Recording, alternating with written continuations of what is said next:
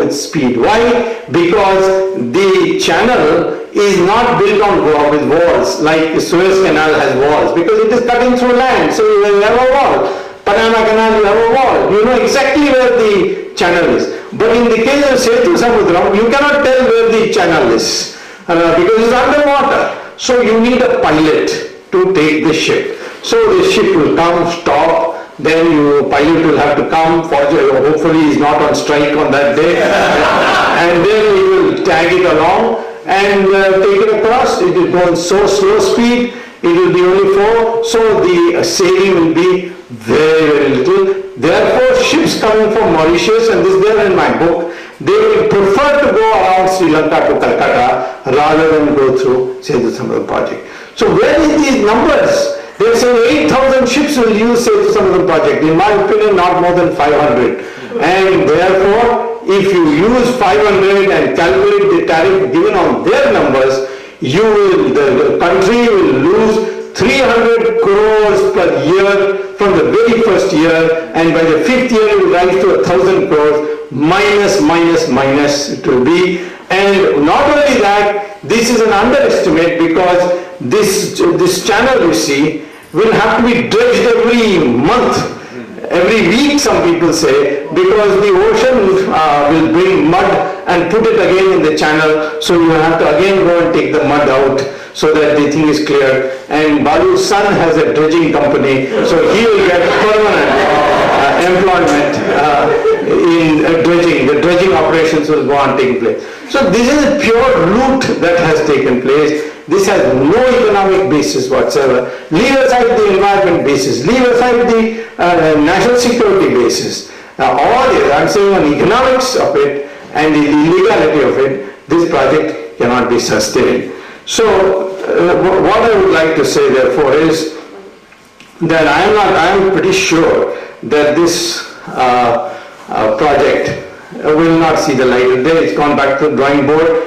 By the time it comes, there will be general elections, there will be total sea change that will take place. I don't think anybody is going to do it. In any case, even if they wanted to break it, now they can't break it, because it's an accepted principle that this will be a criminal violation. The courts will never be. In my opinion, why they gave me an ex parte order is they became convinced. The court became convinced that this is an illegal project, and therefore they didn't want to hurt the feelings of government, and they said go back to the drawing board and come back with new proposals. And therefore I am not anymore worried that the Rama Setu is going to be a problem. Karunanidhi's whole mentality has been always to rubbish Ram's name. He says, which Ram Setu, which engineering college he got a degree? So I said, I recently asked him, because he fell sick, so he was admitted to Ramchandra Medical Hospital. So I asked him, I know publicly, that when did Ramchandraji get an MD to treat you in Ramchandra Medical College? So this mentality is a pure hatred for Ram. Where it politically suits him, he has not worried about using it for his benefit. For example, there is bullfighting that goes on in my home district called Madurai, which is called Jallikattu. Every season, just before harvesting or just after harvesting, they allow bulls to run in the lanes of the crowded lanes of the city, and then, or rather in the suburban part of the city, and therefore when people chase it, they irritate the bulls, and the bulls sometimes gore people, kill people also. So the government of India's Animal Welfare Board, they came before the Supreme Court and said this is all cruelty to animals, put a ban on this game called Jallikattu. So the Supreme Court gave a ban, gave a stay, said no. Karunanidhi's government, Tamil Nadu government, went back to the court and said, please review your own order, because this is a matter which involves the religion of the people, and if you ban it, people will think the gods have cursed them, and there will be public disorder, and the government must understand that where religion is involved, development is not so important. This is an application they have filed with 2 days before my case was to be heard. And I stood in court and said, what? They are talking from both sides of their mouths.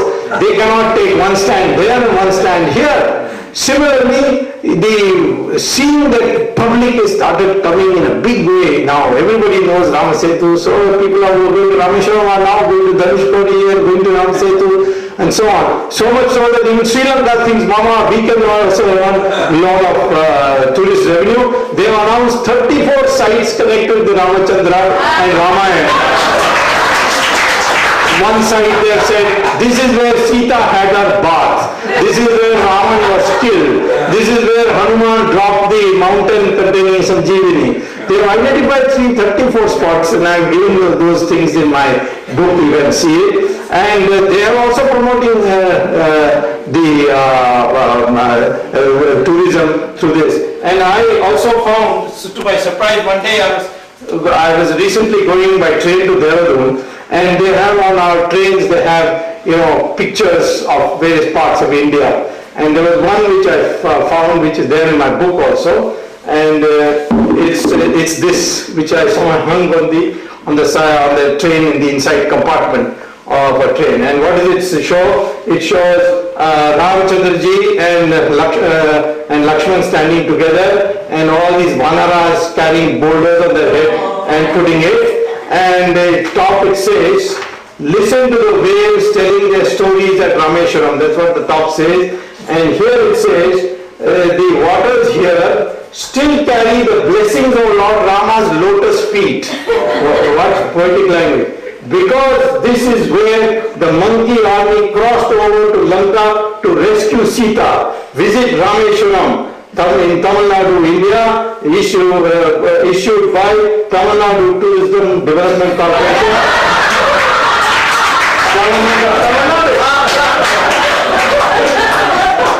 I read this out also in the court. I said, this is the Tamil Nadu government. They are playing on both sides of the street. And to earn a little money, they can do anything, I said. And therefore, the court also took notice of it and told the Tamil Nadu Council that since when have you started observing Rama's lotus feet?